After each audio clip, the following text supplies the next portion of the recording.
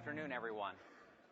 If I could have your attention really quick, before I get started with the talk proper, I want to share two quick notes with you. First, please silence cell phones, laptops, anything else that might make a disruptive noise. Second, this is mentioned in a few places in the program. One second. All right, sure. So it is mentioned in a couple spots in the program and at the door, but there are also a few spots where it's not mentioned. This is a 2-hour talk. We are going to run until 5, including Q&A. Obviously, there's a whole bunch of sessions at 4:30. Some of you may be very attached to those sessions. I have good news for you. The slides should run about an hour and 20, and then we'll do Q&A. So if you're willing to skip Q&A, catch it on GDC Vault. You should be able to catch a 4:30 talk. Thirdly and lastly, I've been asked that, if possible, if you could all scoot towards the center of your sections. As latecomers come in, we want to allow them to enter the audience with as minimal disruption.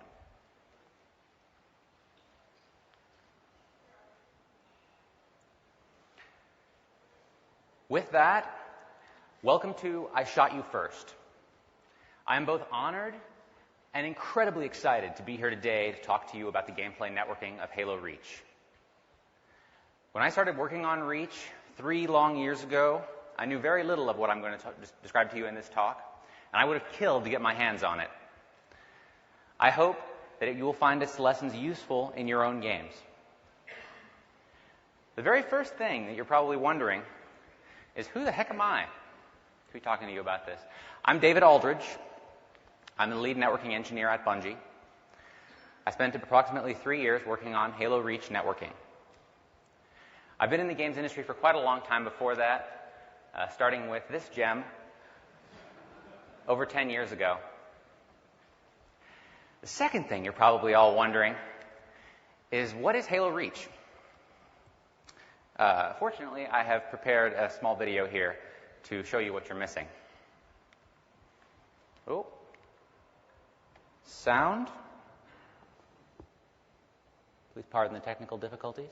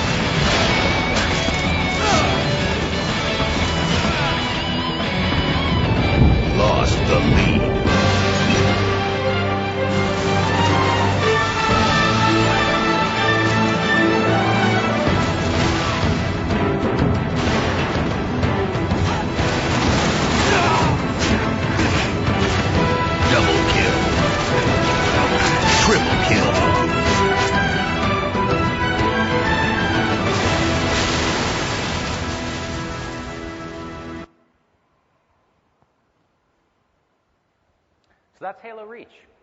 We're pretty proud of it. So there's 3 things that I want you to walk out of this talk with. 3 things that if I do my job, you will leave here with. First, we're going to talk about a proven architecture for scalable gameplay networking, proven across 3 Halo titles. This word scalable is very, very key here, and we're going to return to it again and again. There are many ways to do networking that are not scalable. We have a way that we have had very good luck with scaling across games with very, very large numbers of objects and very diverse gameplay mechanics. Second, we're going to talk about how to design solid networking for your game mechanics, which includes things like ensuring that your game mechanic design and your network design work hand in hand to reach the highest possible quality. Third, we're going to talk about how to measure and optimize your networking systems, something that is incredibly important. There are a few things that I want to get out of the way up front that this talk is not about. Since there's the word networking in the title, there are certain expectations. First, we're not talking about Halo's campaign or firefight networking. We're specifically talking about the competitive multiplayer experience. 16 players, PvP. Campaign and firefight use a different networking model that we'll touch on very, very briefly, but we won't go into any detail on. Second, we're not talking about sockets. We're not talking about traversing a NAT and punching a hole in a firewall and connecting to a remote machine. Everyone has to solve this problem once, but it's not really that interesting in the long run. Third, we're not going to talk about what we call high-level networking at Bungie, things like matchmaking, getting players together into games, creating your online ecosystem. Without further ado, let's go into the gameplay networking architecture. All right, so what is gameplay networking? What is this problem we're trying to solve here?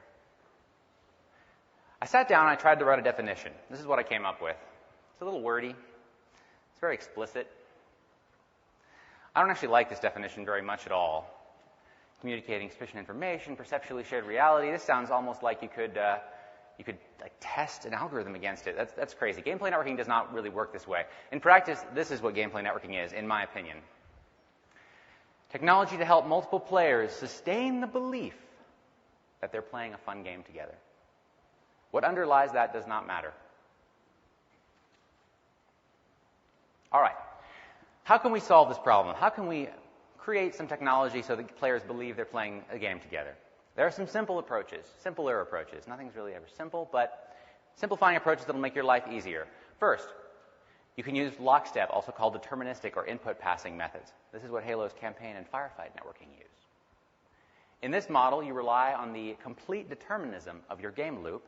You pass the non-deterministic player controller inputs over the wire, and voila, everyone's running in the same game simulation. The downsides to this are that your input latency from the controller to the game includes the network round-trip time to the host of the game. This means that for first-person shooters, you end up with significant input latency when you try to shoot your gun or jump or operate on the world in any way. Unacceptable in a multiplayer context where players are fighting each other. The second way you can make your life easier is to use reliable transport protocols, whether TCP or a homegrown reliable UDP to try to reduce the latency of it. This can make your life much, much easier because you don't have to worry about things being reordered or lost in the wild, woolly internet.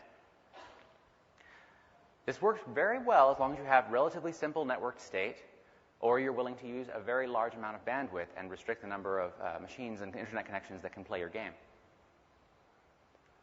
Third, you can always send all of the network state about your game. Specifically, you can always send it atomically. What this means is you will not have problems where the network state of one object is out of sync with the network state of another. You can guarantee that remote clients will receive the entire network state of the world in a consistent way. This fixes an enormous class of bugs. The Quake 3 model is famous for this. This works very, very well as long as you can express the total network state of your game in no more than a few hundred bytes, let's say. It does not work with very large numbers of objects. Unfortunately for us, and the reason I'm here to talk to you today, Halo has to solve the hard problem. We have hundreds of networked objects, every one of which can stop a bullet, every one of which can affect the gameplay in a critical way. We have a highly competitive, skill-based action game that players devote thousands of hours to mastering. We do not use dedicated servers to minimize latency between peers. Players expect the game to always work. For many of you from the PC world, players on PCs can tolerate a certain amount of futzing with their connection. You can show them some interesting debug information like lag indicators, things like that. The console audience doesn't really tolerate much of this at all. It pretty much just has to work. And lastly, the death knell for any of these methods for Halo multiplayer is this n-squared problem that comes up in so many contexts across engineering. For n players, we have to send the network game state to n-1 remote machines. And the amount of things occurring in the game world is proportional to the number of players because they're all shooting, they're all creating havoc. This leads us to a classic, almost n-squared graph, something like this, where the very lower left there is the amount of bandwidth that you would need to transmit everything that was happening in the world if you were in a 2-player game, and the far right, 100 times, is the amount you would need for a 16-player game. This is totally infeasible for Halo. We've graphed this out, and it comes out to something ludicrous like 20 megabits a second of data. Fortunately, we are not the first game to have faced this problem. And even more fortunately, one of the games that did wrote a beautiful paper over 10 years ago and presented it at GDC. The Tribes Engine Networking Model by Mark Frohnmeyer and Tim Gift. They outlined a host-client model resilient to cheating, like most PvP games. The key attribute of their model that made it really interesting for us and made it the only model, or the top model when we were considering a model for Halo, is that their protocols for how they communicate about the game over the network are all about semi-reliable data delivery. They're all about providing networked state that is not fully reliable, so that you're not forced to resend. Specifically, they support this idea of persistent state and transient events. We'll go into detail on what those are and what they're used for. And the result of all this, the result of having these semi-reliable guarantees, is that the whole thing is highly scalable to match available bandwidth. We never have to build up a huge latency debt because we flooded the connection with too much data. All right, before I can tell you about how our system works, I have to define three key terms. Gameplay networking terms, unfortunately, are not that standardized. So let's get our terms straight right up front. First, replication. Replication is a term that we use at Bungie. I haven't heard it used elsewhere, but it might very well be.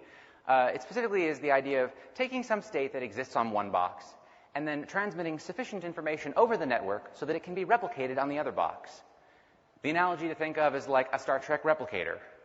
You take a description of a cup of hot Earl Grey tea, and you you encode it in the replicator, and the replicator can create a copy of it that appears to match. It's basically, that's what we mean when we use the word replication. We are going to give you a description of the object or what's happening with the object, and then it's going to appear and look to you to be real.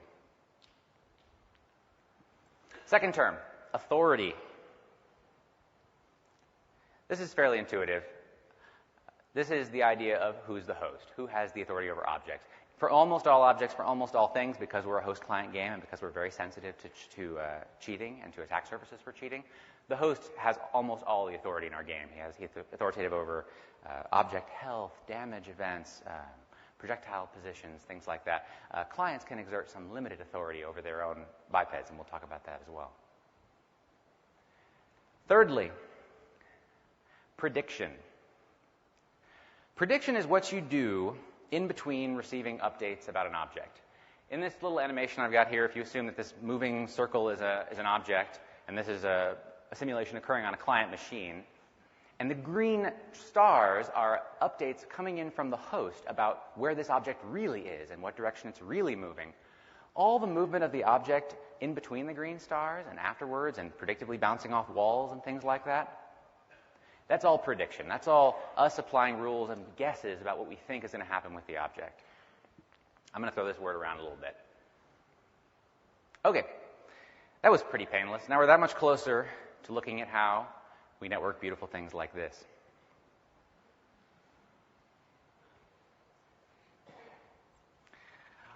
Networking stack. If there's any old school network programmers in the room, you're probably expecting this to come up a little sooner. But it doesn't look much like the OSI networking stack. Let's run through it. At the very highest level, we have the game code. Everything everyone else works on who's not on the networking team. It simply runs the game. The next level below the game, we call the game interface. The game interface is responsible for scraping the game, for extracting all the data from the game that we might potentially want to replicate. The prioritization layer then takes all that data that game interface has gathered and decides what stuff is most important to send. Once the prioritization layer has selected what to send, we hand it off to the replication layer, which implements essentially the tribe's protocols. Again, we're going to look at all this in more detail. Below that, we have things we're not going to look at in detail. The channel manager, which does flow and congestion control to keep us from flooding players' connections. And the transport layer, which looks like everybody else's transport layer. It's just a cross-platform socket layer. Okay. In this talk, we're going to cover these three layers specifically in pretty good depth. We're not going to talk about anything below or above. Okay, some meat, some actual real algorithms, and instead of just overviews. State data. This is the first tribes protocol and the one that accounts for the vast majority of our bandwidth. State data provides this very specific guarantee. Eventually, the most current state will arrive. Sounds simple, but it's incredibly powerful. What does this mean? Let's say I was the host, and my position on this stage was being replicated out to all of you as clients. Let's say further that this position is being replicated as state data. If I start in this position, and you all know that I'm here, we start from time 0, everything's in sync, and then I walk across the stage, then I stop. State data guarantees that if I stand here for long enough, and the connection is not dropped, you will all eventually see me appear at this location. It does not guarantee any of the intermediate locations that will be sent. All the intermediate information can be dropped based on available bandwidth. So this is used for the vast majority of properties in our game: objects, positions, healths, timers, tons and tons of properties. The second replication protocol is called events. Events are all about justifying state data transitions with richer data. Events have much, much better screenshots than state data, as you can see, because events are all about telling you about why something happened, why someone's health died or dropped, why someone died, why a warthog has just lost a wheel, all these sorts of things. The event reliability guarantee is non-existent. Unlike state data, which guarantees the eventual delivery of the most up-to-date state, events have no guarantees whatsoever. Every event could potentially be dropped. This is important because events are describing transitions. If you are not in a location where you can currently see the transition occurring, like if you are, for example, outside this room, you don't care about transitions that are occurring within this room. You only care about the final state. So if you were to enter the room, you would see the updated state. Last replication protocol, control data. Control data is all about improving the accuracy of our prediction systems. For control data, we take a subsample of the player's controller inputs and a few other useful things, and we transmit that sort of as frequently as we can from the client to the host and reflect it back out to all clients. What this lets us do is it lets us infer changes in the game or predict changes in the game far in advance of when they would actually change the game. For example, if I'm running forward and then I push the left stick to start strafing left, you won't actually see a change in my object for several frames, plus acceleration time, plus however long until it actually moves more than 1 pixel, whatever. Significant amount of time. Control data allows us to transmit the fact that I'm pushing my stick left so that everyone else can start to predict that I'm going to begin to strafe, to improve the accuracy of their prediction. This is a very, very tiny amount of data. Control data for one player is something like 20 bits. Very, very carefully hand-packed data because it's sent so often. Okay, let's look at the big picture, putting together all these protocols in one. We have a host box and a client box, as all good networking diagrams should. Firstly, the client sends control data to the host. This includes both his stick inputs and the current information about where he thinks he is in the world, like my biped is currently in a certain location. This is how the client exerts most of his agency in the world. Second, the clients will transmit events to the host. These are transient things the client can do that he needs the host's permission to do, or that he needs the host to execute. He needs the host to actually change the world in response to these things he's trying to do. From host to client, the picture is a little bit bigger. We have control data, which is stripped down to just the minimum at this point, just the controller inputs that are useful for prediction. We have state data. This is the vast majority of all our bandwidth, again. This is transmitting all of the final states, all the current states of everything that is important over time. And we have events, which are just like what the client sends to the host. They are justifications for the state data transitions that occurred. So let's take an example. Right here we have in state data, the warthog now has a broken windshield. That's a piece of state data that's transmitted. Windshield state is now broken. If that was the only thing we transmitted and we didn't transmit this warthog just took damage at this point, you would just see the windshield permute. Maybe there'd be some fake effects to cover it up, but we wouldn't really know why the windshield got broken. If you have the event, you see beautiful sparks, you see all the appropriate transitions, you have special sound effects, all the beautiful flavor material that describes why the state data transition took place. Okay. Again, I've beat this drum several times now. You're going to hear me beat it several more times. Replication is never fully reliable. Unreliability enables aggressive prioritization, which lets us deal with the fact that we don't really have an object cap, which lets us deal with the fact that we have 200 synchronized objects or more in a 16-player game. I mean, it peaks at well over 2,000. So what can we do with prioritization? We can give the power to our flow control layer, to the guy who is looking at the current connection status and figuring out whether it's safe to currently send data without causing packet loss or a latency spike. We can give this flow control layer that full authority. He decides when to send a packet. He decides when it's safe and how big it should be. When he decides to send a packet, he talks to the replication layer and says, hey, we're sending a packet now. What would you like to write? Replication fills up the packet, however big it is. Obviously, we don't have room to fit all our data. We never do. We don't really have 20 megabit connections, and even if we did, we wouldn't have the perf to actually encode it all into a packet. So we write high priority data first, of course. We write data in priority order. All right.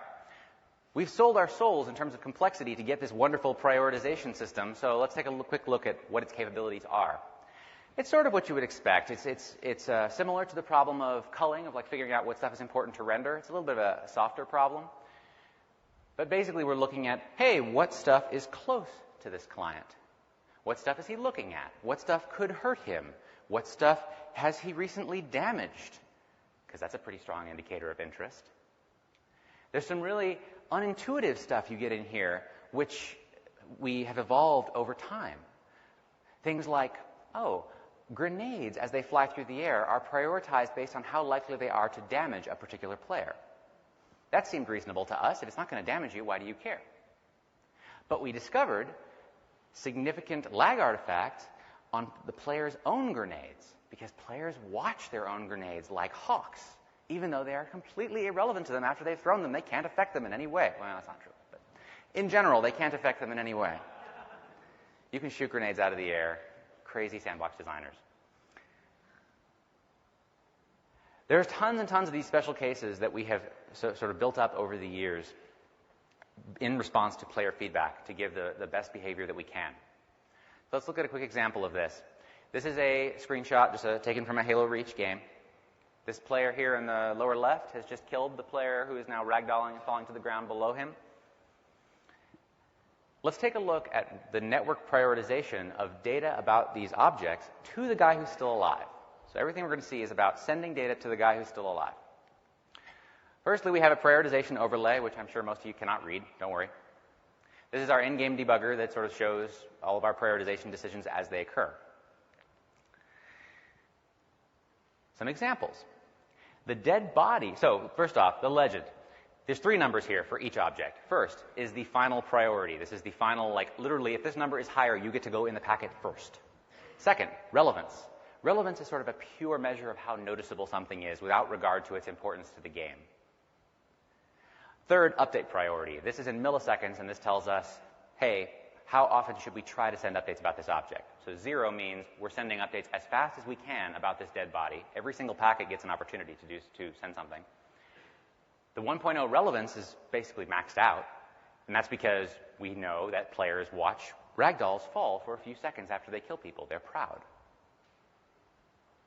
0.5 is a fairly high total priority. There's tons and tons of range that has to be encapsulated into the priority range due to things like stacked bonuses. So 0.5 is actually a fairly high priority in this scenario.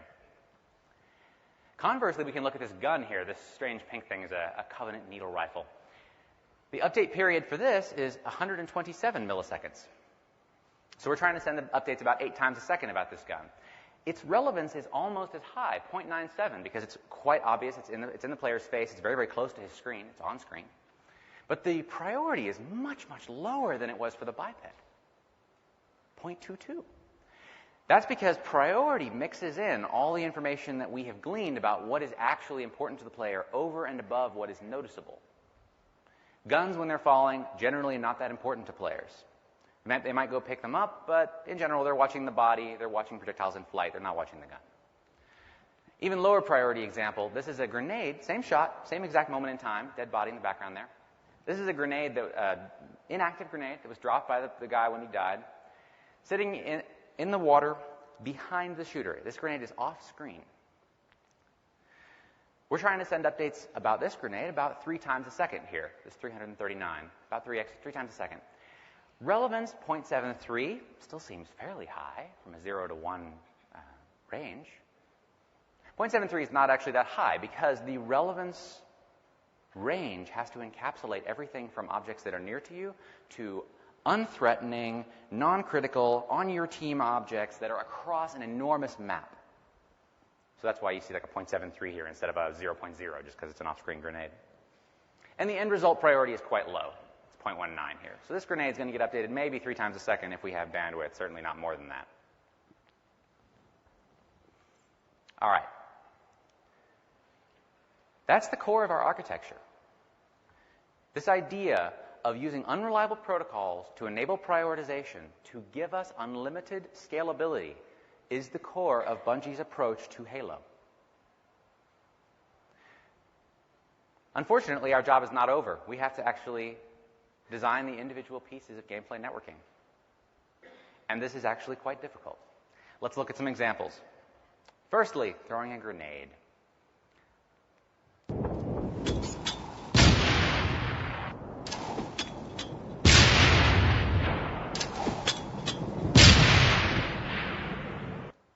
Not that exciting, pretty similar to a lot of other first-person shooters. What happens when we throw a grenade? Well, this is a sequence diagram, which is a tool we use quite a bit when we're analyzing how we're going to network a gameplay mechanic. Let's take a look at it. In terms of a single box, if we were throwing a grenade, what does it look like? Well, from the controller, the player presses the left trigger, very simple. That gets consumed by the simulation loop at some point fairly quickly. And then a grenade throw animation begins. There is some lead-up telegraph animation while the player winds up and throws. And then at a key release frame, somewhere around here with his hand, the grenade is detached, aimed at a target using the player's current facing directions and other code, and then launched. Exactly how you would think a grenade throw would work. It's beautiful. This is how it's worked since Halo 1. How can we network this grenade throw? There's actually a surprisingly wide variety of options. First, let's try something simple. Now we know, we've talked to design, we've played Halo, so we know, or we've played the prototype at that time for Halo, so we know grenades are very important to the game. We know we want them to be host adjudicated. We want them to be authoritative. We don't want to allow players to cheat with grenades. So let's try this sort of permission slip approach. We send a grenade throw request to the host. Once he confirms that we are allowed to throw a grenade, we do our whole animation and throw a grenade. Will this be a good networking approach? It won't, but how do we know that for sure? One of the most useful analysis tools is to use these sequence diagrams, but with 2 boxes instead of looking at the controller to single machine picture. Okay, first thing that happens, the client pushes a button and sends a message to the host. I would like to throw a grenade now.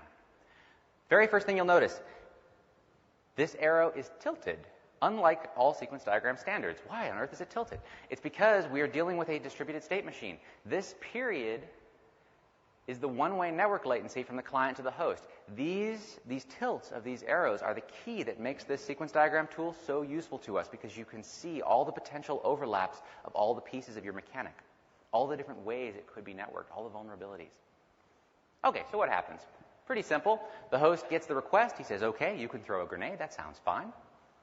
Starts your throw animation. When he reaches your release frame, he throws a grenade. So that you're happy, he sends back a, yeah, that's cool, you're starting your grenade throw. Go ahead and start your throw animation.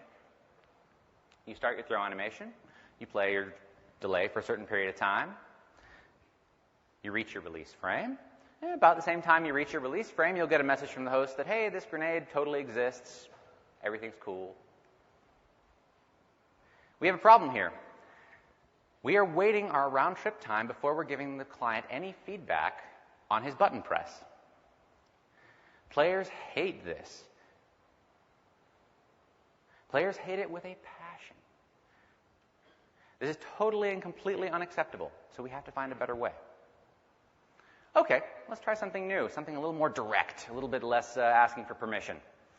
We'll just throw a grenade locally. We'll just let the player, like he hits the button, he runs his animation, he throws a grenade, and we'll ask the host to also throw a grenade so that everybody else in the game can tell that we have a grenade in flight. What does this look like? Sequence diagram.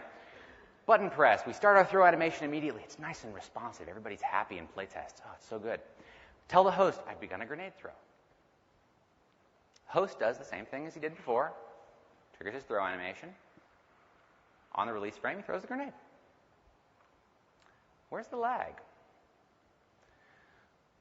Where are we hiding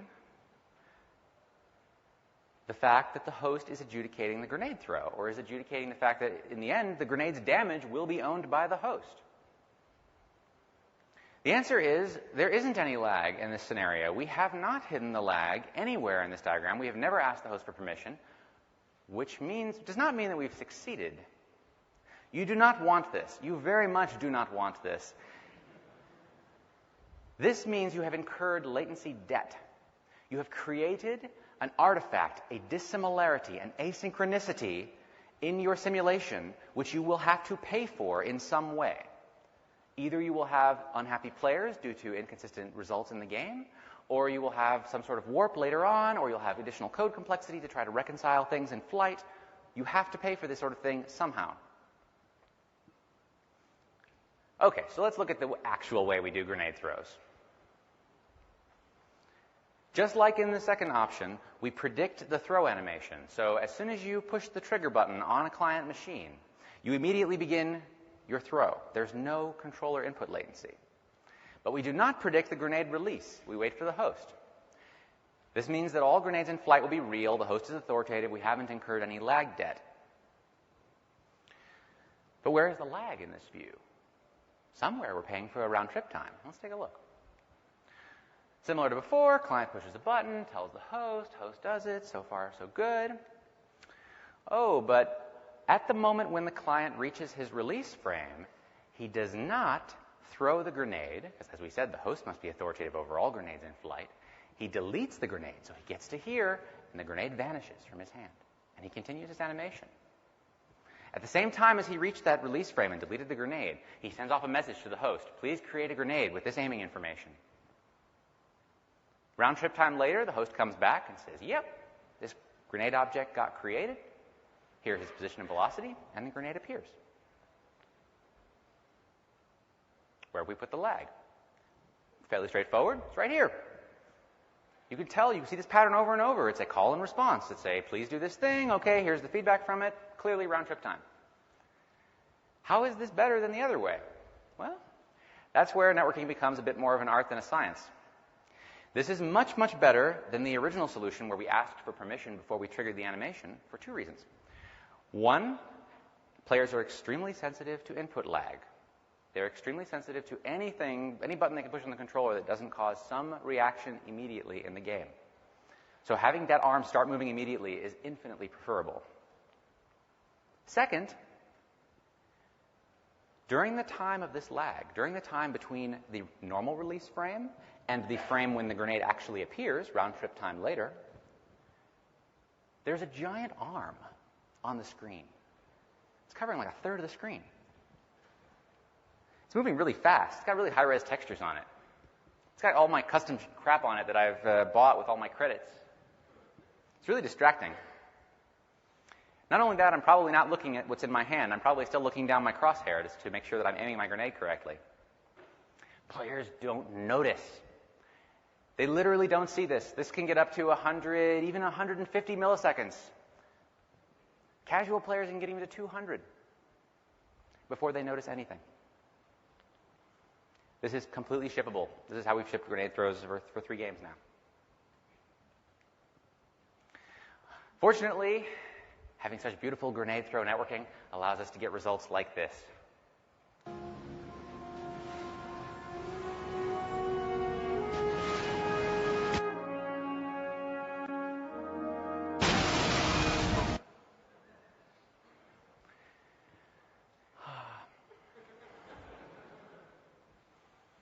Okay. That may have been that grenade example may have been a little artificial. We never actually shipped any of those earlier sort of made-up methods of networking grenades, the suboptimal methods. Let's look at some trickier gameplay examples. Let's look at some features that actually were in reach, that had multiple iterations of networking, some of which we shipped in our public beta, that were deeply flawed. Okay, first up, armor lock. Let's take a look at what armor lock is.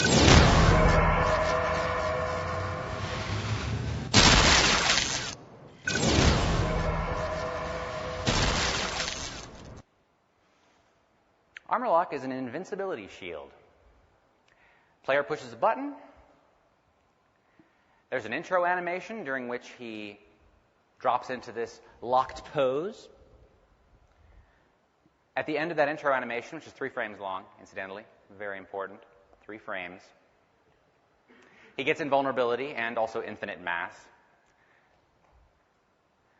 He has that for some period of time, and then he'll release the button or run out of energy, and his shield will go away. Seems like a fun mechanic. How should we network this? First version we did. All the animations, the entry into an armor lock pose, and the appearance of the blue shield, and the infinite mass in the physics simulation, all were predicted by clients. So you locally, when you decided to use armor lock, would activate all of the attributes of armor lock in your simulation. This felt great. This played great in our system link playtests, in our LAN playtests in the office. We had this in for a few months. And then we started doing take-homes, where we load the game up onto boxes and take it home and play together. And we discovered where the lag was. Let's look at armor lock. V1. The client pushes a button. He begins his animation immediately. Everything's responsive. There's a 3-frame delay here. Tells the host, hey, I've activated my armor lock. Host runs the intro. When the intro animation completes on the client, he gets invulnerability, as depicted by this green box. When it completes on the host, he also gets invulnerability. On System Link, this worked great. What's the vulnerability? Where's the lag? Well, it's right here. Grenade explodes on the host at this very, very special time. What does this do? Well, the host evaluates it. He says, okay, grenade exploded. You're not invulnerable yet.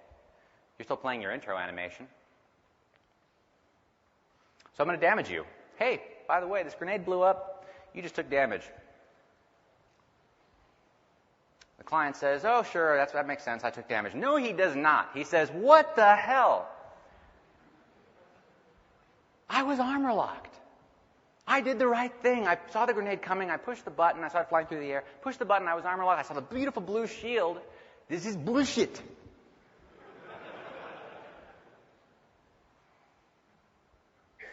So this was no good. We had very furious players. I just explained the lag. So version 2. Let's try it again. That version 1 never saw the light of day. No, that's too terrible. We would never ship that. Version 2. Let's have the animation be controlled by the client, sort of inspired by the grenade approach. We'll let the client immediately start his intro animation. But once he reaches the frame where he would normally enable the shield, he does not enable the shield. He stays unshielded. There's no beautiful blue shield. There's no infinite mass. He waits for the host to tell him that he's actually invincible. This is the method we shipped in our public beta. Where did we move the lag to here? Well, let's take a look at the sequence diagram. Client begins his animation on button press, yada yada. Tell the host. Host runs the intro. Client finishes his intro animation, does not turn on a shield, as we said.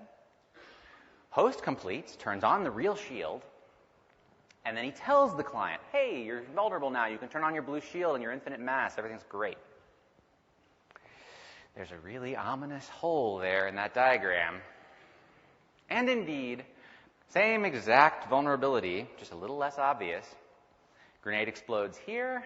Hey, by the way, you got damaged again, just like last time. And the client did not have a blue shield, so he doesn't have any real strong reason to believe that he's invulnerable. So in some sense, this is consistent networking. This is correct networking. Players, unfortunately, are not very understanding of this. And they say, why does my armor lock not work properly? Like, this mechanic is broken.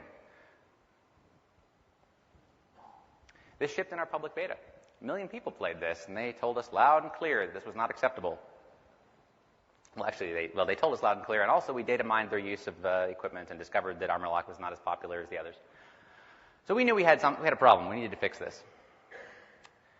Lag shows up there. It's this wonderful period of sort of broken mechanics from the player's perspective. So we implemented a version 3 for ship with one last tweak, one very evil tweak. Let's take a look. Same thing as before. Client begins his animation. He does not turn on his shield when he finishes it. Tells the host, standard stuff. Oh, this is different. What did we just do? We just said, instead of waiting for the 3-frame delay to trigger invulnerability on the host, we shrink that 3-frame delay by the measured round-trip time between the host and the using client. What does this mean? Well, it means this. We activate the shield on the host early, before the intro animation actually ends. So somewhere up here, the shield will activate instead of down here where it should. And then we tell the client, and lo and behold, it lines up with where he expects to see his armor lock activate. It's almost like we planned that. And we did, but like it's obvious, right? By shrinking the frame delay by round trip time, we have we've paid for the lag. We have brought the host time stream up forward in time so that the client can see a consistent view of the world. And we haven't incurred latency debt. The world's consistent. There's not something out of sync that's waiting to bite us later. So what did we just do? Like grenades that can explode, everything's fine, everyone's always in sync, everything works great. Players are happy. What do we do? This feels too good to be true. What we did was we broke the game mechanic in a very targeted way. We went in there and we grabbed the frame delay number that the designers had so carefully tweaked with so much love, and we slammed over it for networking. We actually changed the way the game played. We changed the real simulation. This is pretty much the only other way that we have yet found that you can hide latency other than paying for a round-trip time or reconciling afterwards. You can change game mechanics. Fortunately, we got away with this because players, it was discovered, once again, somewhat by luck, players do not care that someone else's armor lock activates a couple frames early. Sometimes they care, but rarely. They care tremendously that their armor lock activates on exactly the correct frame because they are very attuned to that timing. So we got away with it. We shifted the lag. By changing the game mechanic, we shifted the inconsistency from the player who cares a lot, who's using armor lock, to the host and all the other players in the game who don't care as much. This let us ship another wonderful feature. Double kill.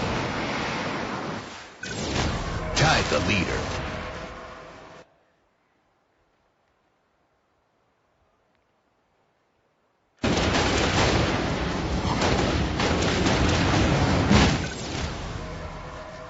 Double kill. Remember the infinite mass I mentioned? That's why they wanted that. Turns out when a rigid body hits something with infinite mass, the infinite mass doesn't give. The rigid body has to give entirely. So we deal with more or less infinite damage. All right, third example. Another reach mechanic that shipped with somewhat broken networking in the beta. Assassinations. Let's look at what these are. First strike. Lost the lead. These were a signature multiplayer feature for us in Reach. We wanted to provide an exciting way to sort of take a small risk and humiliate another player. So, what does this mean in terms of what sort of the high level of the problem we're trying to solve? You have two bipeds that are happily running along in their own simulations. They're both predicting their current positions, assuming they're both clients. They are somewhat ahead of what the host believes. They're ahead by one-way network time to the host of the host's current simulation. And then suddenly, out of the blue, We need to force these two bipeds to perform a joint, perfectly synchronized animation with very, very tiny error margins. The animators have carefully scripted this so that the knife slides exactly between the 13th and 14th rib of the elite, whatever their anatomy is. They do not. We can't fudge this. This has to be precisely accurate. This turned out to be something we had never really done before in multiplayer. So we implemented a system, which we shipped in the public beta. Local prediction of participant positions and orientations. What do I mean by this? What this means is, when the assassination order comes down from the host, which says these two players have just begun assassinating each other, each individual box is permitted to make that assassination occur in whatever location is most convenient, most pretty for them, based on their current beliefs about the positions of those two objects. So everyone runs the assassination in a slightly different spot, potentially with a slightly different animation so that it can fit in that spot. And we thought this would be great because it would minimize lag on the way into the animation. It would solve this problem we were very afraid of, which was all these bipeds are in their own little predictive futures, and we need to bring them back into the host's present. That seems like it's going to cause artifacts. So we did this, and it did work that way. Like, it definitely prevented lag on the way into assassinations. And it worked really well in our playtests and take-homes. Unfortunately, it totally failed in the public beta. Let's take a look at some of the bug videos from our wonderful bug database that came back from the beta.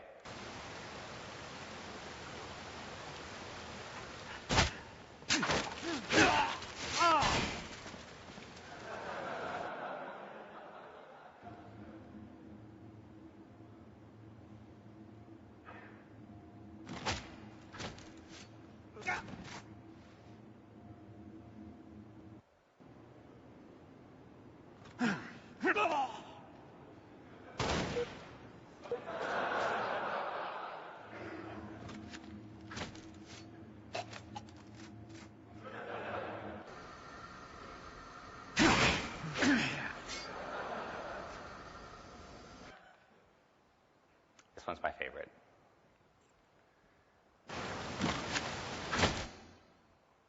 This black screen is what you see in a film when there's a host migration.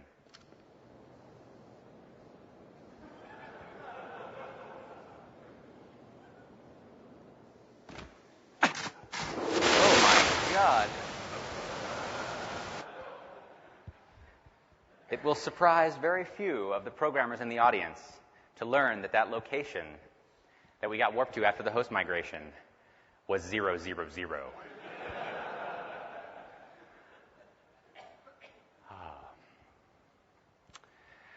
All right, so this wasn't very good. There were clearly a lot of problems. They fell broadly into two categories. First, the animations didn't always fit in the predicted positions on client machines. Clients would decide, okay, to minimize network lag, I'm going to run the assassination over here in this corner. But it turned out there sometimes was no assassination animation that would fit there. So they would try, and then the system would panic, and Havoc would freak out because you're pushing people through walls, and then we would break apart the assassination. You get people pushing through walls. You see all the artifacts you saw in those bug videos. Second class of bug was, at the end of the animation, any survivors need to get back in sync on all boxes. Remember, we allowed every peer to play the assassination in a different spot, which means all the survivors, or the survivor, or both survivors possibly, are in different spots on every box. But when you come out and the guy's still alive, everyone has to get back in sync somehow. So our system took care of that, of course. Like, we received position updates. We said, oh, assassinations aren't happening anymore. Get in sync. So there was those artifacts like what you saw in those videos of people like warping and blending right after the assassination. But this was totally unacceptable for one very, very specific reason. We just got through playing a very expensive, very beautiful piece of content to draw the attention of every player in the game. They're all staring at this survivor. They're all wishing they were him. And then he warps. And then we get thousands of forum posts saying that our game is laggy and like, player perception is everything. You can't draw their attention and then have an artifact. So there were a couple of fixes to produce the shipping version. First, all peers, including the participants, obey the host strictly. This means that we get rid of the problem of discrepancies on exit. Survivors are always in the exact correct position at the end of the animation because we paid to get them in sync at the beginning. Now, we still had the original problem that we were worried about to start with of, hey, on the entry into the assassination, we have to get rid of all these discrepancies. How are we going to do that? And so we very carefully implemented a visual-only object state interpolator, so that at the beginning of the assassination, all of the havoc state, all of the sort of true logical object state would be warped so that the assassination could begin and be in perfect sync with the host. But we delayed bringing the physical the collidable and the renderable properties of the bipeds into those locations. We blended them over time using a quick exponential blend for like 3/4 of a second. Even that didn't look great when we looked at it in our debug cameras. When our animators looked at this under network test conditions, they said, that's not going to work. That's totally unacceptable. There's still these big blends on the way into my beautiful animation. Then we played it in-game. We discovered that once again, heaven had smiled upon us. As you may remember from the video showing how assassinations work, when you start an assassination, on the frame you start, the camera pulls out into third person to better show the ballet. Turns out the camera pull to third person takes about 3/4 of a second. And during that time, the camera is traveling at 25 feet per second. The player's perspective is changing so fast, they can't tell what's happening. We can blend 20 feet. They don't even notice. We tried it. Their brains fill in somehow consistency because they're confused, and then they see the animation happen, and then they just backfill like, oh, that must have been what happened. So no visible latency, no reports of lag. Out to 300 milliseconds or so, totally fine. And once again, we could ship beautiful things. Time the leader. Gain the lead.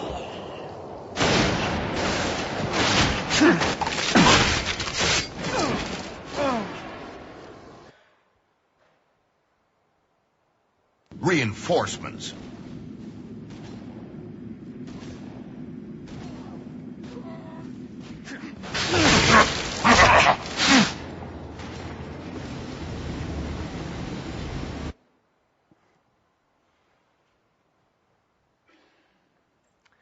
All right, so all of our experiences on Reach and on prior games have led us to these 4 rules. 4 rules for designing your gameplay networking systems. First, you have to decide for each gameplay mechanic and sort of some high-level principles as well, which parts of your game are adjudicated by a single authority versus the parts that are allowed to be predicted and allowed to be out of sync for brief periods. The more stuff is adjudicated by the authority, the fairer and more consistent the game is. The more stuff that's predicted, the more responsive the game is. Most often, you will have to mix these paradigms even within every individual game mechanic. As we saw, you have to split the mechanic up and make predicted the pretty pieces and make adjudicated the important pieces. Second, always, always ask where you're hiding the lag. You can save yourself from shipping ugly public beta networking like we did. If you have host adjudication occurring, you will have lag somewhere. If you don't have lag somewhere, you don't have host adjudication. You have incurred lag debt. Third, don't be afraid to change game mechanics to improve networking. This is incredibly important. We have in the past several times had gameplay mechanics that we liked internally, that the designer was very happy with, and that played very well on LAN games. Halo 3's shipping melee is a classic example. It was this fairly complex, somewhat complex thing where when 2 players meleeed each other at the same time, the player with more health would win. The other one would die. They felt this added tactical depth to the game. In practice, on the internet, with a few hundred milliseconds of latency, you couldn't tell with great precision what the health of your opponent was versus your own health, which meant that when you went in and meleeed, it felt arbitrary. It felt like sometimes you died, sometimes he died. You had no control. We patched 3 months after ship to simplify Melee, to tear it down and make it this much simpler thing where if both players' shields are relatively low, they simply both die. Designers weren't as happy with this. It wasn't as tactically deep, but it worked on the internet. It was fun and fair to players. Fourth, this almost goes without saying because it's so common across all of game dev, and really all of engineering, reserve time to iterate. Networking is incredibly hard to get full test coverage for, as all of you who've worked on it know. You will test it at your desk. You will test it with your coworkers. You will have an army of testers bang on it. You will take it home and play it. Then you'll hand it off to a publisher alpha with 10,000 participants. And an executive at your publisher will load up your game onto a kit, onto a retail Xbox. And he'll put it in his car, and he will take it to his cabin at Whistler. And he will plug it in, and he will boot up your game in his cabin at Whistler, up in the trees. And then he will play, and he will proceed to tell you at great length on your feedback forums how bad your networking is. Seriously, the Whistler forum thread, as it came to be known inside Bungie, I'm not making this up. It actually was the source of several significant fixes between our alpha and delta because his connection had attributes we had never seen before. He had latency variance. We modeled the latency variance on a connection as like a sort of a normal distribution. His latency variance, the square root of standard deviation, was over 700 milliseconds. His packets were bouncing around all over the place. I don't know what the hell layers of buffering he had with his ISP up there. But he had unbelievably interesting bugs, and he got the game into all kinds of crazy states because of this bad network, and we were able to go in and fix them. It took a lot of time, so reserve that time. All right. After you've got your architecture, and after you've networked your gameplay, you have to go in and measure and optimize your networking to make sure that it's actually as efficient as it needs to be. This is really, really hard for networking, unfortunately, both because of the test coverage problem, which we just talked about, and because networking is a magnet for entropy. It's a very, very complex system. It gets more complex all the time because there's always tons of impetus to optimize it. It's invisible. It's only really noticed when it goes wrong. And perhaps most insidiously, networking has to work on an unreliable underlying layer on the internet, which means it has tons and tons of internal safeguards and failovers,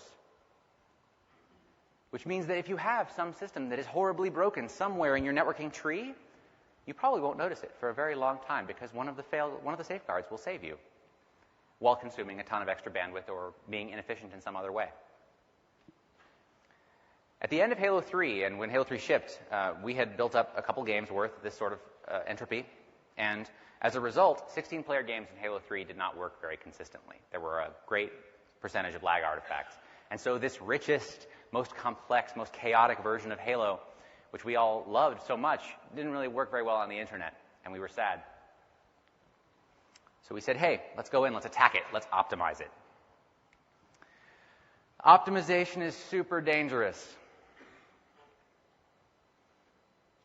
It's really easy, using your expert knowledge of the system and your belief that you yourself are a smart person, which we all share, I'm sure, to think about the architecture of your networking, decide something that seems like it could be better, implement an optimization, gain some small amount of efficiency, and introduce a ton of bugs. Again, this all comes back to test coverage. You can't really fully test your networking, or it's incredibly, incredibly hard and requires just vast, vast resources. So changing architecture is something that has to be done very, very deliberately. What this means is the kinds of optimizations you will think of from thinking about how your architecture currently works will usually not be the best bang for the buck. Really, we don't want to be optimizing without good data. We don't want to just be going in and thinking about functions that are slow on a CPU optimizing or events we think are big on network optimizing and go in and change them. What we want is data. This is one of my favorite quotes from the other Michael Jackson. First rule of program optimization, don't do it. Second rule, for experts only, don't do it yet. Well, we knew we needed to do it, unfortunately. We couldn't follow Mr. Jackson's advice. So, inspection tools are what you need to get past this problem, to get to where it's okay to optimize. Deep inspection tools will help you identify the things that are the best bang for the buck. So we thought about this. We sort of figured this out. We said, okay, we need some tools. What do we need? Well, let's think about how we do CPU optimization. Like we boot up the game, and we run some representative test case, and then we gather data, which gives us a nice hierarchical view of where all of our time's going. And then we figure out the best bang for the buck pieces and optimize them. So we built some profilers. That seemed natural.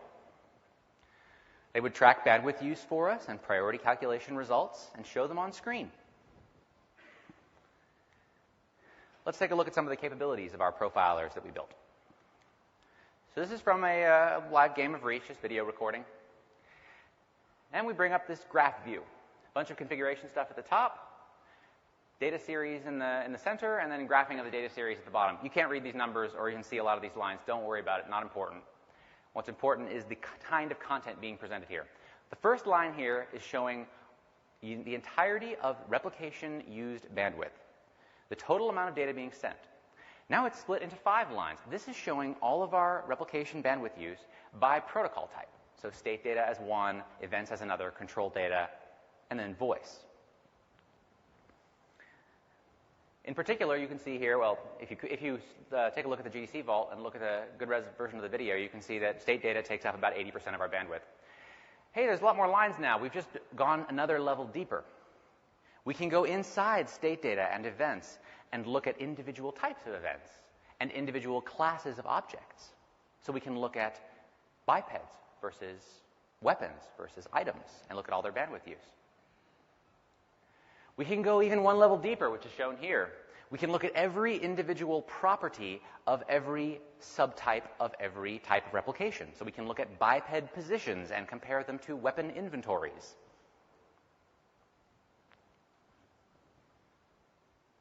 All of this data is shown, of course, with a nice graphing view, so you can see which types are spiky. Very, very important in any kind of optimization. Now, this is all very useful. This gives us a nice, like, sort of a high-level classification-based view of bandwidth use. But one other really interesting thing, especially in combination with priority information, is per-object bandwidth use, which I've just turned on in the background. There's a sea of numbers there.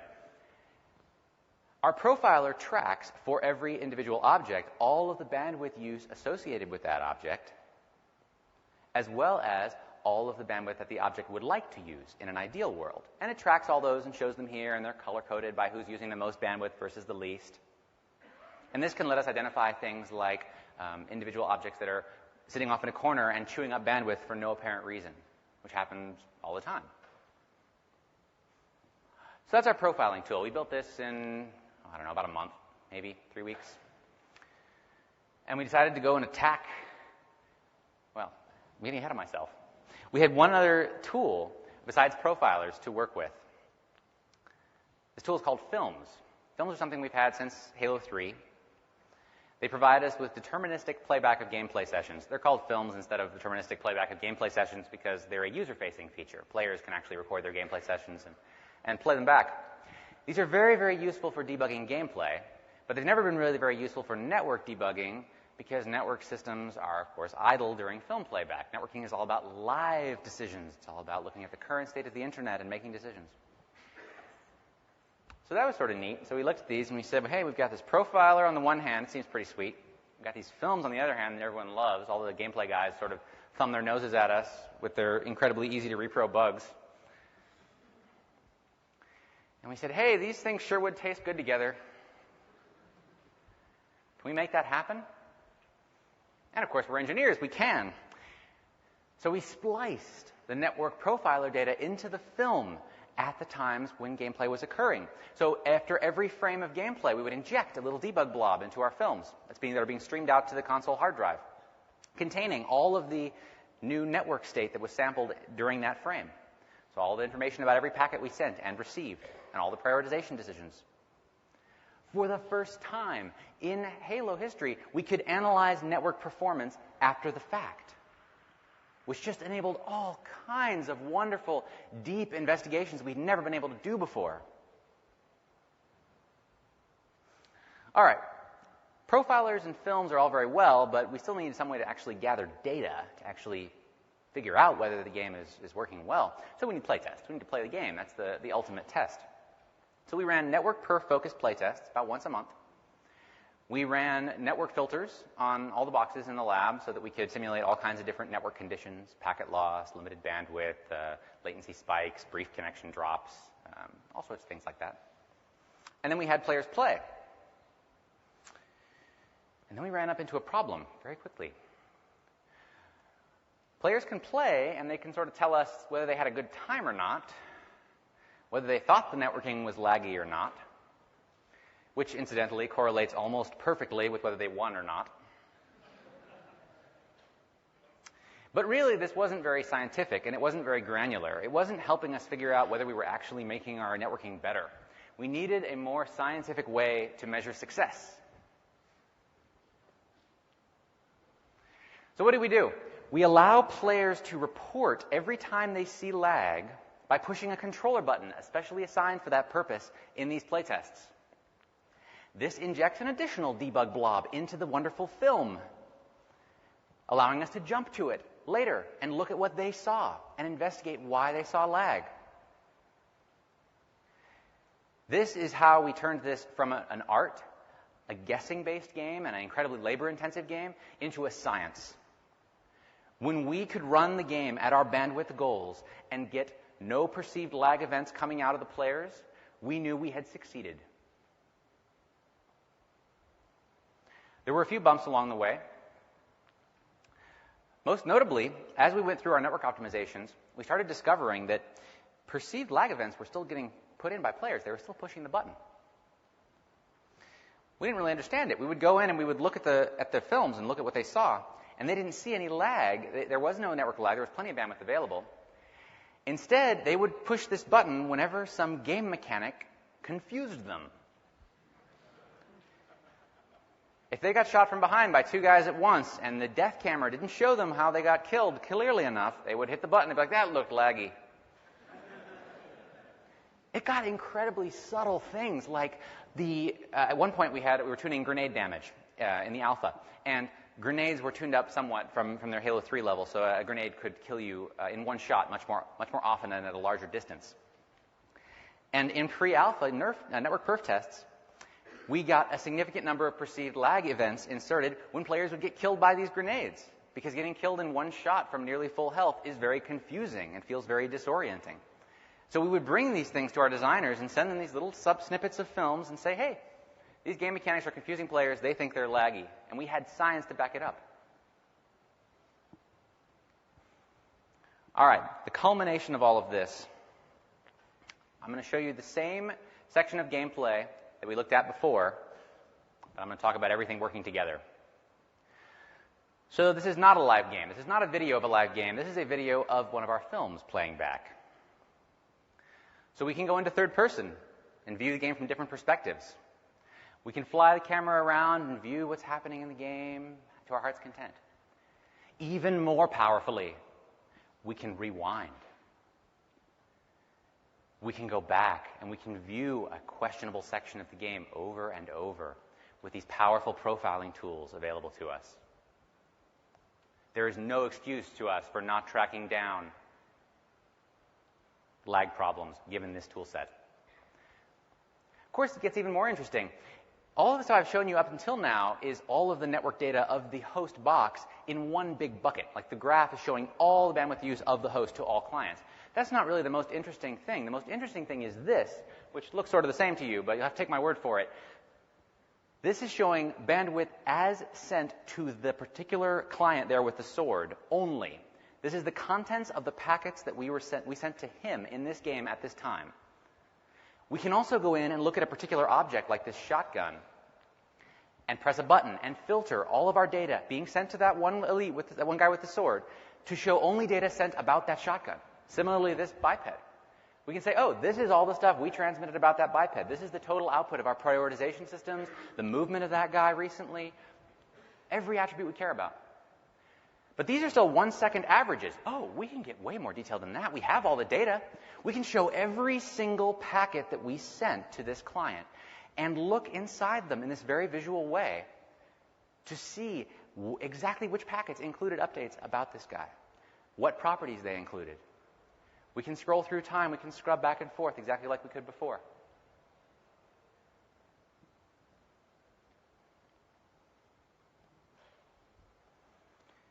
This whole picture is what allowed us to reduce the overall bandwidth use of Halo Reach from Halo 3 by over 80%.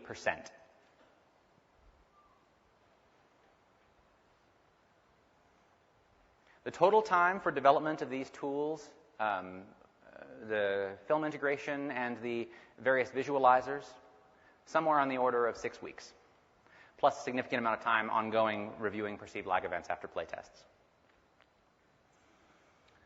All right, so we took this wonderful process, taking you back in time again.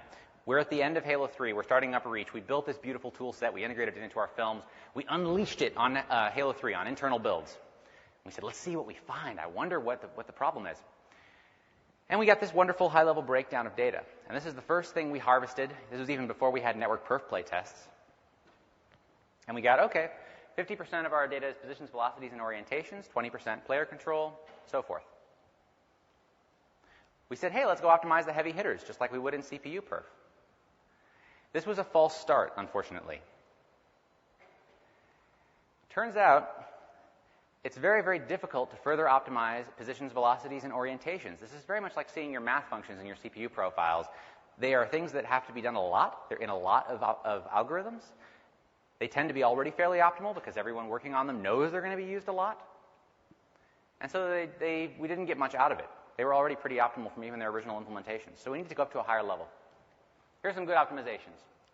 First, reducing always-on bandwidth use. This was sort of a traditional networking optimization, we would call it. We removed data that was duplicated. So the control replication from hosts to clients accounted for a significant amount of upstream. And we looked into it, and we found that it didn't contain positions and orientations and velocities. It contained things we could compress pretty well. So we went in, and we removed a bunch of data that was duplicated. We removed data we could infer in other ways. And we optimized some encoding by hand very carefully. And we got this down about 60% by doing this, just because we knew we had data that we knew it was a significant amount of bandwidth. We knew it was worth spending this time. So we spent like 2 weeks on this tiny section of code trying to just hand tweak the hell out of it. And this worked out. This is the only optimization we implemented that I would consider a success that was actually a networking optimization. But yet I have many more slides. Let's take a look. Fixing a prioritization bug. So when guys die in Halo, they drop all this crap.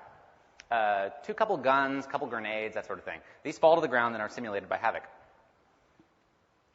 We discovered a problem with the profiler. Idle grenades rolling around on the ground had incredibly high network priority. It just showed up to us like they're using all this bandwidth, so they're red on the object bandwidth display. Bring up the priority profiler. There's a ton of data there, a ton of very, very high priority numbers showing up. And we said, what on earth's going on? So we traced it back, and we walked through the prioritization algorithms, and we discovered that a bug fix was implemented at the end of Halo 3, which was causing this to happen. And so we traced back, why was this done? Like, this is crazy. Why do idle grenades have such high priority? It turned out that at the end of Halo 3, about 2 weeks before RC, equipment was given a huge priority boost. Equipment in Halo 3 was like these throwable things that could spawn bubble shields or drain people's shields. And equipment was laggy, and so they gave it a big priority boost. And they said, all right, that solved that. They tested it, it worked. Turned out, through an accident of design on the gameplay coder's side, grenades and equipment had the same parent class, which was called equipment. So all of the idle grenades on the ground without their pins pulled, totally unthreatening to anyone, received this same priority boost, consuming tremendous amounts of bandwidth as they rolled around gently on the ground and waited for someone to pick them up. Simple fix, one line. Apply priority boost only to active equipment. This by itself freed up probably 20% of our bandwidth. The whole battle was identifying the issue. All right, another example, a little different. Changing game mechanics. Halo 3 used a constant artificial friction on items, these idle grenades and weapons on the ground. As they rolled around on the ground, we applied this artificial friction to them to keep them from all rolling indefinitely until they reached the lowest point in the level. The problem with this was if you had an object on a hill, a relatively steep hill, the artificial friction would combat gravity and keep the object rolling slowly for a long period of time, consuming network bandwidth. Still not that relevant to the game, so we didn't really want this behavior. So we went into the item code and the physics code, and we implemented this fake friction system. Totally arbitrary gameplay code. No one really understood why it was there except the networking coders.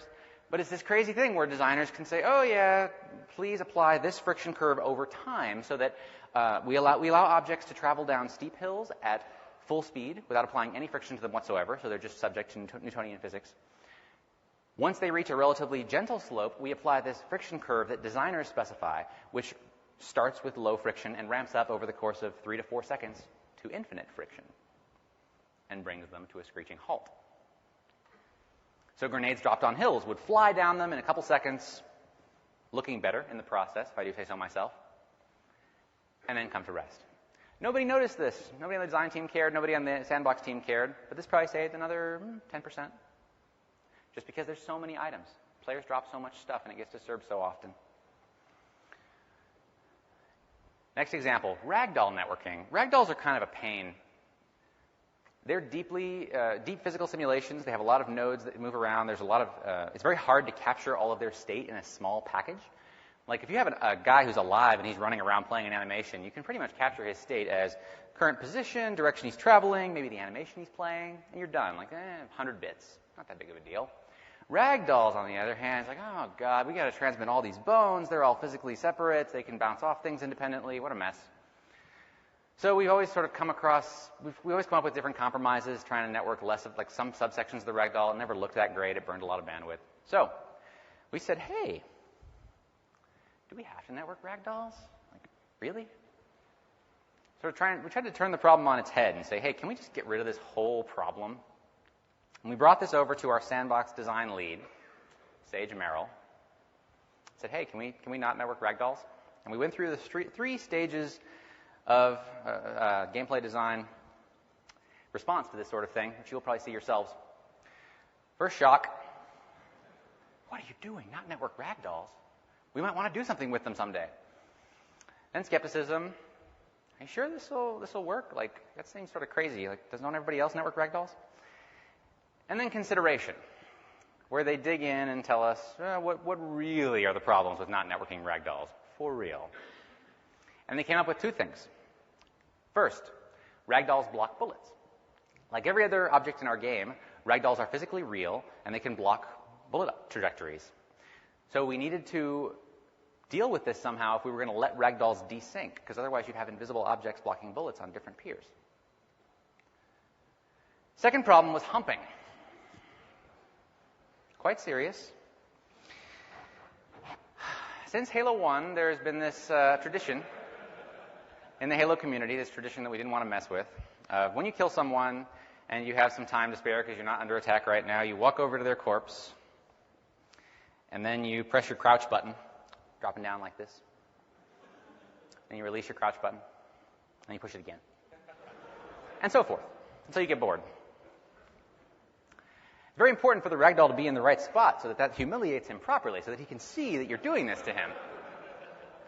Totally serious. This is a real thing. So we made 2 fixes to deal with these 2 problems. First, we went into our collision system and our projectile system, and we allowed bullets and grenades to penetrate ragdolls freely. We allowed them to over-penetrate without any side effects. We used a debug harness to verify that there were no side effects. This was added fairly late in the game. Second, we added a system to synchronize the initial state of ragdolls. So we wouldn't network them over time as they were flying through the air or bouncing around on the ground, but we would network them very exactly with a debug harness to verify. We would network their initial state at the moment of death on all boxes, and all boxes would be guaranteed to start with that, which meant as long as you didn't interfere with the ragdoll too much, it would be in perfect sync in most cases.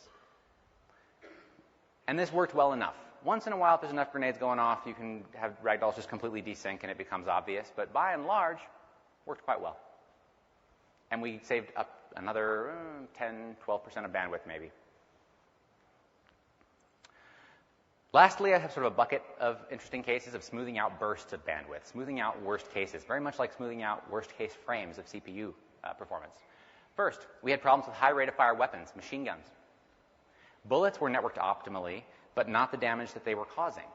People who designed the original machine gun networking knew that they would fire very rapidly, and so they needed an efficient bit of networking for them. So they did that. But when the bullets hit targets and dealt damage, it would trigger individual events for every bit of damage, and that could take all your bandwidth very, very quickly if multiple people with machine guns were shooting targets with a lot of hit points. So we went in and we said, okay, for bullets that do a small amount of damage, we're going to just let clients predict some of those damage effects so that the host doesn't have to tell them, oh yeah, this kind of spark occurred and this sound played and yeah, yada, yada, yada. Like, it's a machine gun. It's firing 15 times a second. Like, just play your own sparks.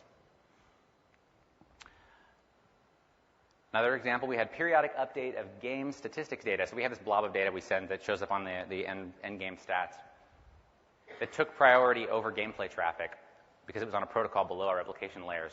This would come in every like 10 to 30 seconds and just take all the bandwidth in every packet until it was updated. 2, 3, 4 packets. And we discovered this with the bandwidth profiler because we get lag events during that time, because at the end of that 3 or 4 frame period, the networking would turn back on for the game and everything would warp. And we dug into it with the per packet information in the profiler and discovered, lo and behold, all the gameplay data is just missing from 4 or 5 packets. And so we found this guy and we beat him into submission. You can only send 10% of each packet maximum. Statistics data can be late. It's fine. Lastly, low priority objects were getting updates in perfect sync. This is an interesting problem. So our priority system ramps up the priority of objects over time to make sure that eventually the state data guarantee will be met. Eventually, the most updated state will arrive. Problem was, if you had a lot of objects that were out far, far away and they all tied for lowest priority, and they all got disturbed at the same time, like a pile of crates across the level that gets bumped into, they would all get lowest priority, they wouldn't get sent, and they'd ramp up in priority slowly, and then they'd all get really old, and then they'd all panic on the same frame and say, oh crap, we haven't been sent in 5 seconds, we need to get in sync. And they would eat 2 packets to say, oh my god, this whole stack of crates over here has just got updated. And all the guy you're standing in front of, the guy you're fighting, didn't get any bandwidth during those 2, because he wasn't panicked. He got an update recently. And so we got lag artifacts from this. Simple fix again. Limit objects that can take this panic priority to a fixed number per packet. So we always reserve space in the packet for the current live gameplay that matters. All right. 3 rules of network optimization gleaned from all this. First, measure twice, cut once. Just like CPU optimization, use tools. It will be worth the implementation time for the tools, I promise. Second, in general, as long as you have some very basic encoding and compression, like you're not mem-copying vector 3s into your packets, you're at least doing a little bit of encoding and compression, you won't get much benefit out of looking at that further. That mine goes, empties out pretty quickly. You need to look at the big picture, much like CPU perf. Lastly, make friends with your game mechanics designers and coders, because as you probably saw, 4 of those 5 network optimizations were pretty much game mechanics changes. They were identifying and changing the game. So you make friends with these guys, take them out to lunch and so on, and then abuse those friendships. Very important. All right, I'm almost done, less than 5 minutes to go. It's 4:24, so some of you may have to rush. Tidbits in the future. I want to leave you with a couple things. First, some numbers from Reach, some actual quantitative stuff. Most important, I'm not going to read through all these. Most important is the top number. Our goal for Reach was to have 16-player games function on a 384 kilobit upstream consumer connection, which we considered to be sort of the baseline DSL. At the end, our nerf tests showed us that we could have a solid game with no lag artifacts with 250 kilobits per second of total bandwidth in a 16-player game. We were very happy with this. Related best practices. These are not strictly related to gameplay networking, but they're really important. First, flow and congestion control. Just dumping stuff into sockets until the connection gives up the ghost or floods or starts dropping packets, not optimal for the quality of your game. If you implement your own flow and congestion control, you can guarantee the ability to send responsive data at all times, or send low latency data at all times.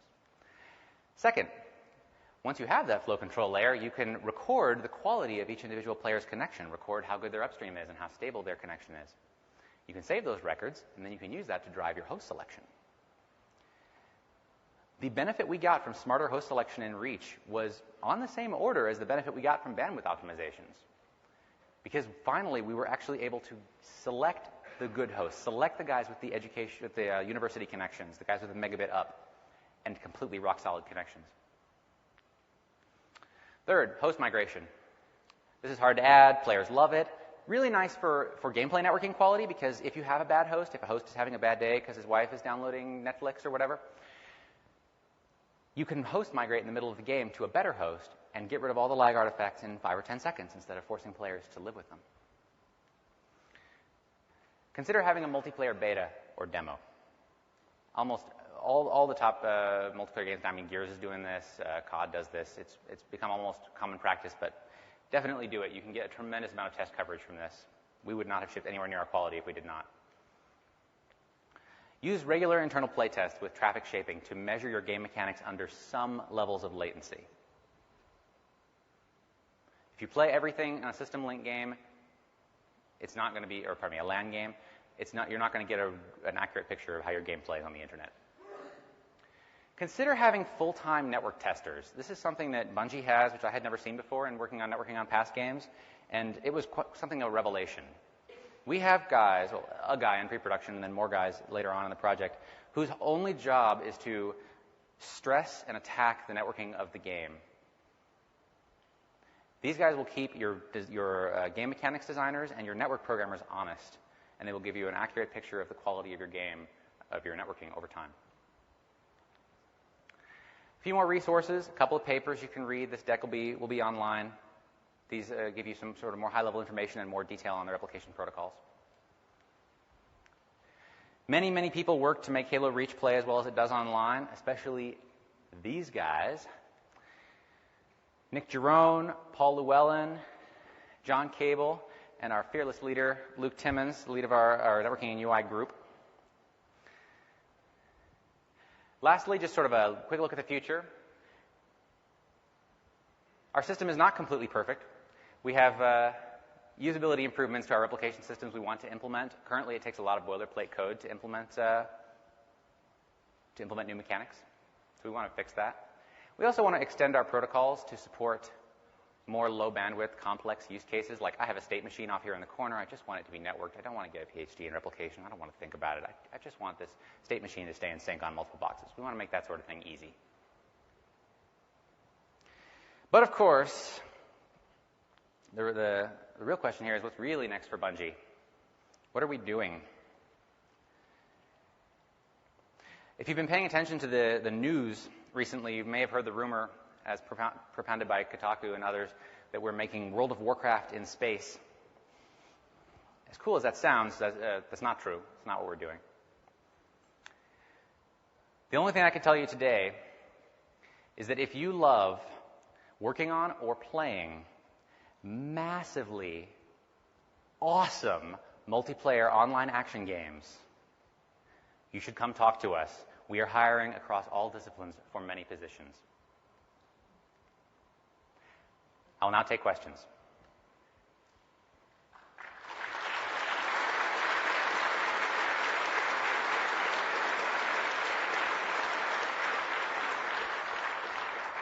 It is 4:29.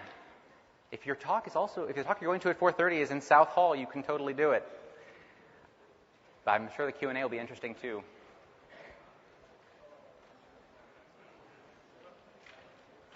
Yes? Is there a reason you didn't use tricky animations to hide the lag on the grenade throw? Yes, there is. Firstly, because we didn't need to. Because we had happened upon this other design which players were okay with, and so we never really revisited it. Secondly, because it actually would not have worked for the grenade throw, because there's a very specific expectation that clients have, or that players have in Halo, which is that their grenade aiming is sampled at the release frame. It is not sampled when they push the button or at any time earlier. And players are very attuned to this. They will hit the button when they know they're thinking about throwing a grenade, and then they'll aim it during the little telegraph. So doing anything where we lock in the aiming before that release frame wouldn't work. Please, also, there'll be many more questions, but please fill out your sheets. The correct way to do that is to circle the excellent, but please fill them out. Yes?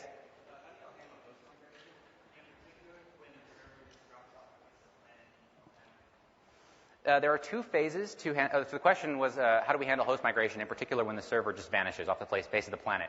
There are two phases to this.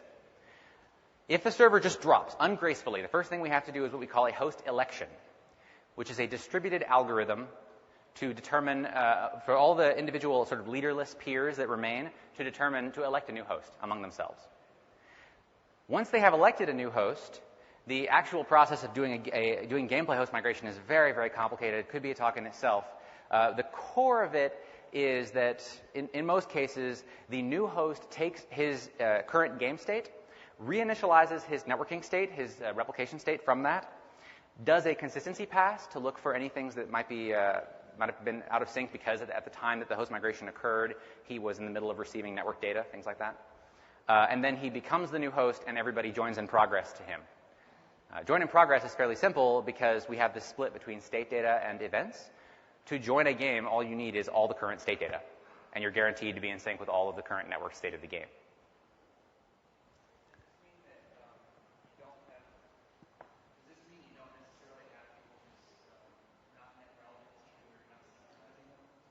I'm sorry, can you speak louder?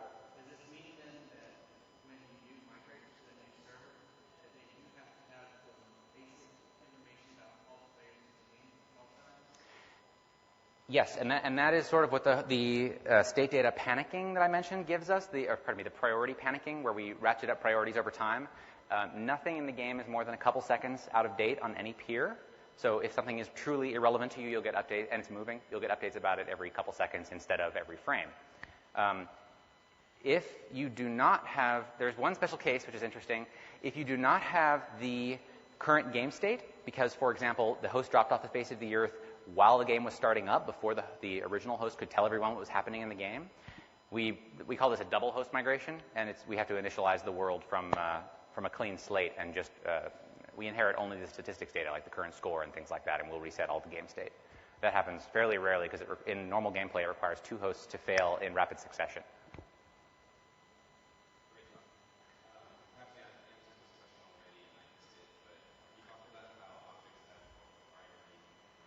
Yes.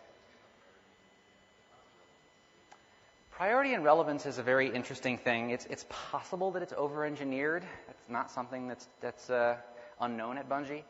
The idea, the way we think about it is, relevance is a pure metric of how noticeable something is. So relevance is calculated purely by, is it on screen? How far away is it? What is its radius?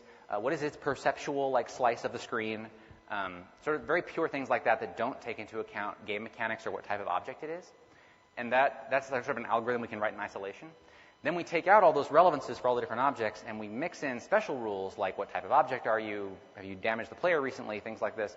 And the output of that set of rules is what gives you priority. And that just gives us a nice sort of split for being able to evaluate each algorithm in isolation.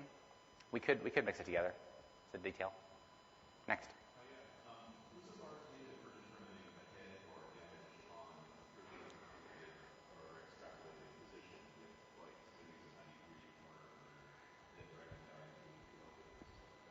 Sure. So the question is, who's authoritative over hits when you're dealing with bipeds that are all in slightly different positions on all the boxes? How we do networked aim assist with networked bullets and networked damage could be a talk all on its own. And in fact, one version of this talk was that. Let me see if I can give a quick summary. The core idea of that is, at the moment bullets are fired, we do not transmit the world space vector of what you are shooting.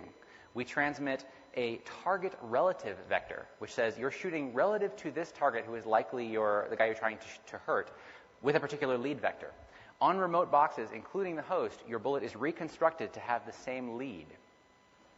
The bullet is then simulated on all peers, and on the host peer, when it hits someone, it will deal damage. That's the broad stroke of it. There's a lot more interesting stuff, like how we deal with rockets versus machine guns, and how we deal with the really interesting case of you pull the trigger and fire your gun, and then before your fire request reaches the host, you die on the host. So when he gets it, he's like, oh, you think you fired your gun, like you saw a muzzle flash on your screen, but you're dead.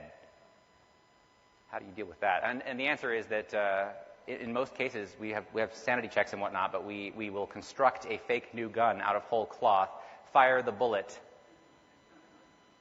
and then delete it.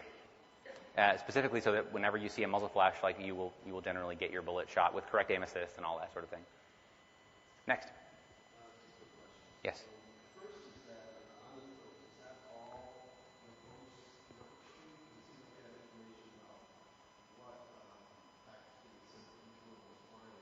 Yes.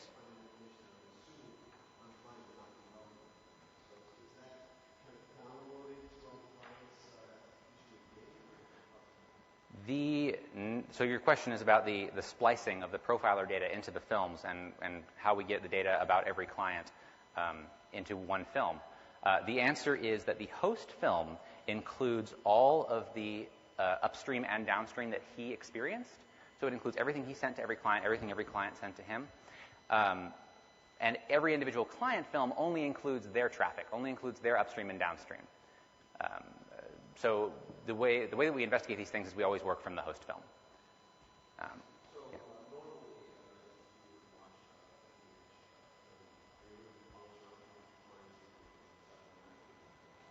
If you are watching a film in Halo Reach, a user-facing retail film that was recorded by a client box, and the game had any sort of bandwidth limitation, if you then detach the camera from that guy's view and go fly and look at the other side of the map, you will see certain artifacts. You will see objects updating once a second, things like that.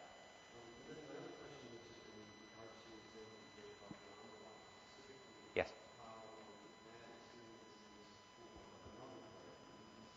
Yes.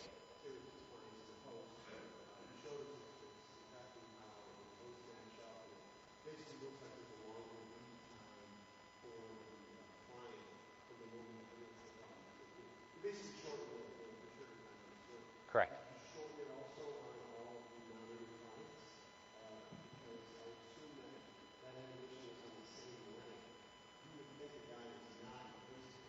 Yes. So I'm not going to repeat that question because it was very long. I hope everyone heard it. The way that works is the appearance of the shield on a guy who is armor locking is always host authoritative.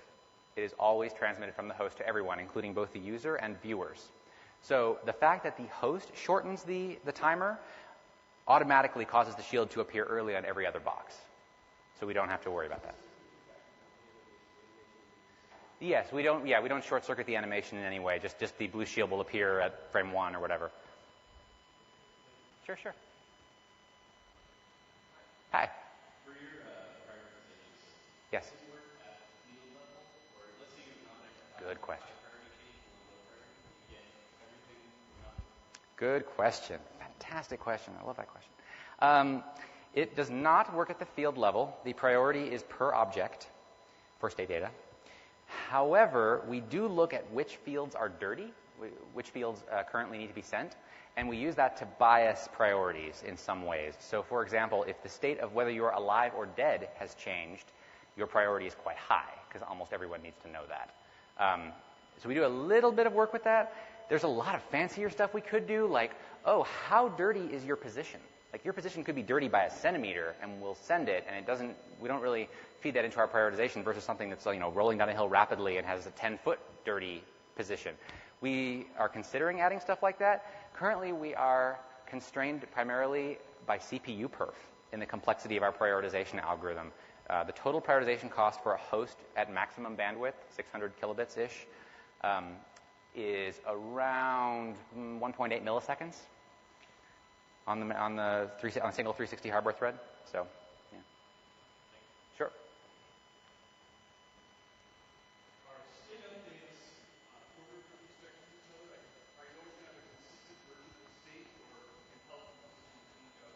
Very good question. The state data updates are not ordered with respect to each other. You can absolutely get, out of order is an interesting question. So you can absolutely have this scenario. You can have an object change in two linked ways, like yes, his position changes and his health changes. Those updates can be sent in separate packets, which means that the client can absolutely get one of them without the other. So if there's any sort of interplay between those two properties, there are vulnerabilities there, where clients can have sort of inconsistent state briefly.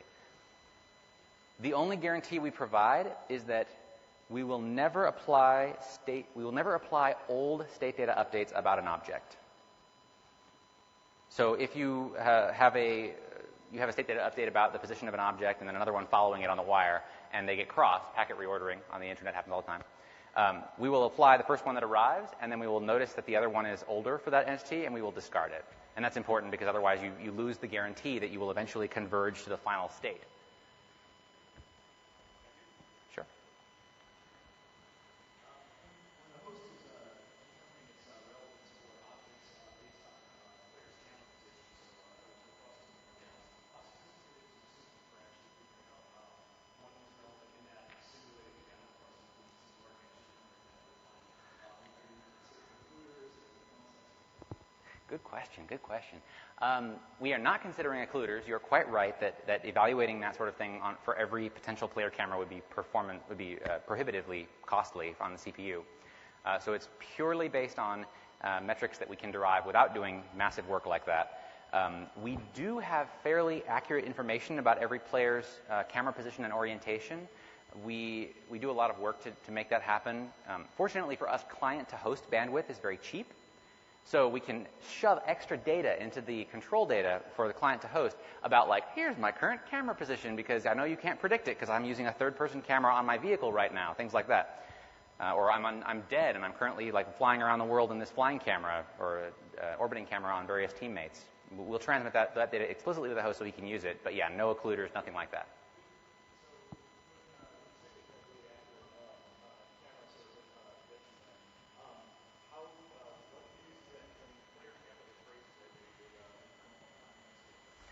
Okay, fair enough. I guess accurate may be the wrong word. Like, yeah, we can't guarantee that, like, at the time this data gets to that client, the camera position and orientation we use to fill that packet will be the same as his camera. That's complete nonsense, of course.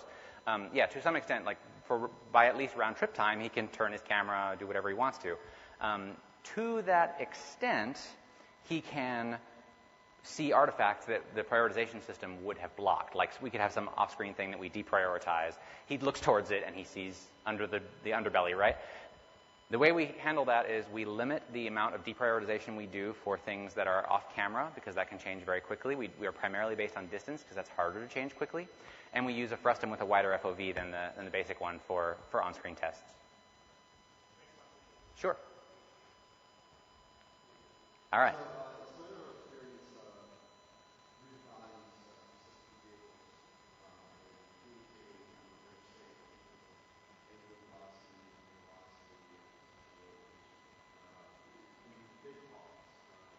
Big what, sorry?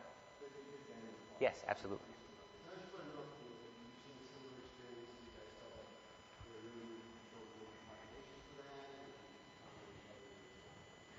As far as vehicle populations and using that to sort of limit network problems, on reach we are entirely bound by CPU costs for pretty much everything we do. So we do not limit object counts for networking reasons at all. We can support something on the order of 30 vehicles, maybe, like 30 full suspension vehicles, in addition to the 16 players before networking will start to run into problems, or gradually degrading priority. To answer your question specifically, yes, vehicle updates are a huge amount of bandwidth because they're huge, they're highly noticeable, players care about them a lot, they catch the eye. In Halo 3, we spent a lot of perf on them. In Reach, we actually had a major development initiative to fix that. And I can talk about that because we have a few more minutes. It's pretty interesting. So in Halo 3, we had a blending system, which we used on bipeds. So when you got a network update about a biped, and it was out of sync by some amount, some number of feet, and you had to sort of fix up, get in sync with the host, we did this visual-only interpolation that I mentioned with Assassinations, where your logical state warps and your physics state warps to that location, but your body gets this little blend, this little exponential blend that consumes the error as you continue to predict forward. So it looks pretty good. For vehicles, we couldn't do this in Halo 3 because of their interaction with Havoc. Blending vehicles turned out to be very complicated because of the level of complexity of their rigid body hierarchy as it was represented in Havoc, and because of annoying issues like the dirt kicked up by the Warthog's tires is based on an impact system that is driven from Havoc contact points of the wheels on the ground. So when you warp the physics, all the dirt starts coming up from the new locations, and the fact that you're blending this object to it looks like garbage, like you're clearly cheating. So for Reach, we rewrote that system, that visual interpolation system, to work with all object types. We fixed all the issues with vehicles, so we would calculate, the transform from the visual object to the real physics object and the inverse of that, and we would use that to move things around as needed. So any visual element, like a dirt from a wheel, would get blended back to the visual position to correspond with the visual mesh being blended. The result of that is that we could cut down our vehicle update rates a lot. On Halo 3, we tried very, very hard to keep vehicles at 20 updates a second, rarely below 15, because they were very high priorities, how we did that, because they looked really bad when they warped because we didn't have any blending. With this blending, we found we could drop vehicles to anywhere down to like 5 updates a second, and they would look good.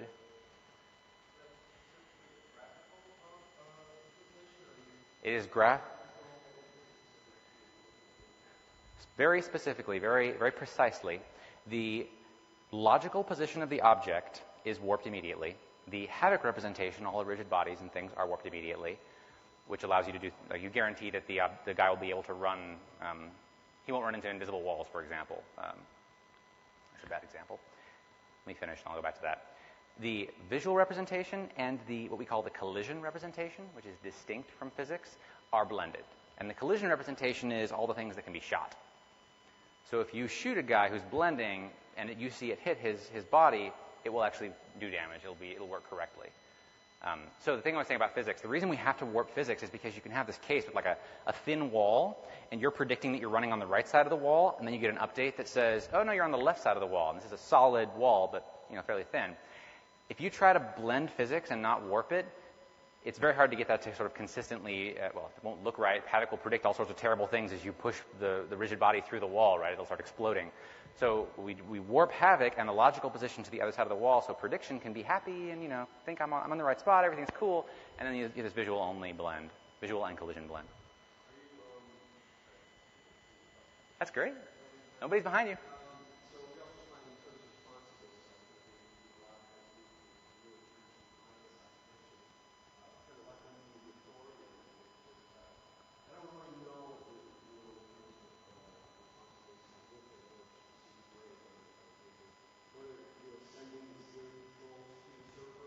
Yeah.